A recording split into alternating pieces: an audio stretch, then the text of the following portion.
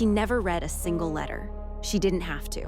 For 6 years, Nora had delivered mail to every house in Crestfall Valley, and she knew each family by their envelopes. Thin blue paper meant grief. Certified letters meant trouble.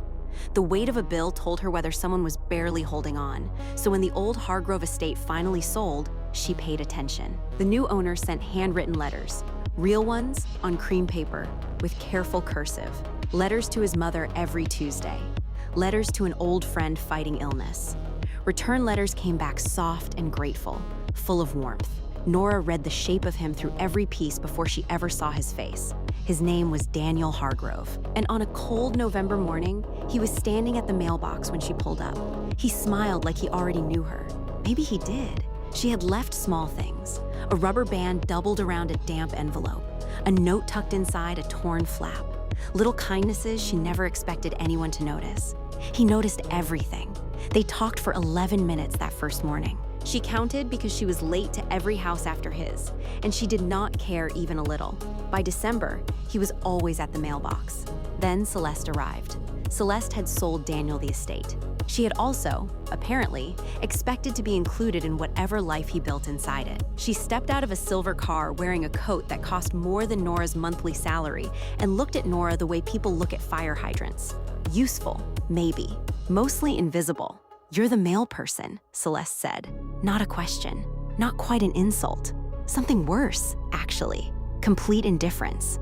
Nora handed her a package and smiled. "Have a good afternoon." Celeste didn't respond. She was already walking toward the house, already calling Daniel's name like she owned the sound of it. Daniel looked back at Nora once before he followed.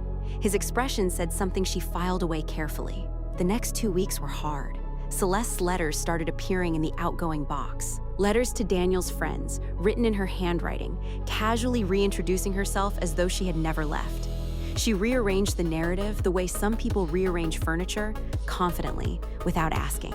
Nora watched the return mail slow, then stop.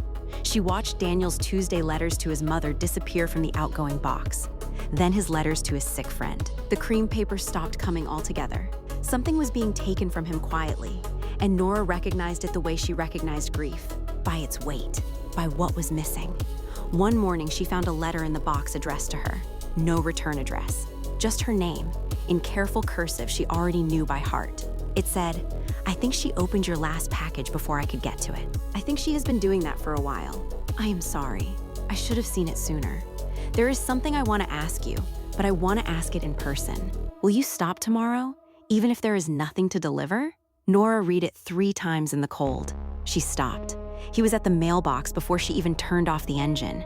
"She told me you had been reading our mail," he said. She made it sound like a scandal, like you were some small, nosy woman who had nothing better to do. Nora felt the familiar sting of being described as nothing. "And?" she said. "And I told her that the person who delivers mail in a rural valley knows more about the people on her route than anyone gives her credit for. I told her you had left a note on a package last winter that kept me from missing an important deadline. I told her I trusted you before I ever met you." He paused. "Then I asked her to leave. The valley was very quiet. She didn't go easily," he added.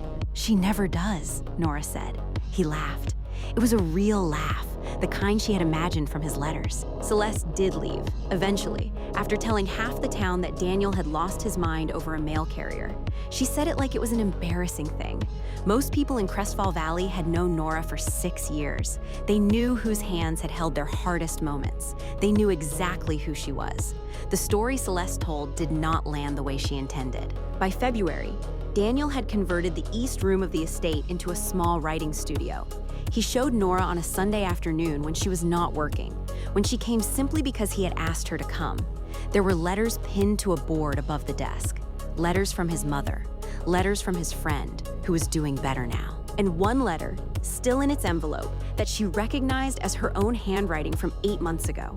A note she had tucked into a damaged package, explaining what had happened to the corner and apologizing as though it were her fault. He had kept it. "You were the first person in this valley who treated me like I was already home," he said. She had no words for a moment. She, who had spent 6 years reading other people's lives, had nothing. So she just reached out and took his hand. Outside, The February light came through the window the way it does in late winter, thin and honest and full of the promise that something warmer is almost here. She had read him truly from the very beginning, and he had seen her all along.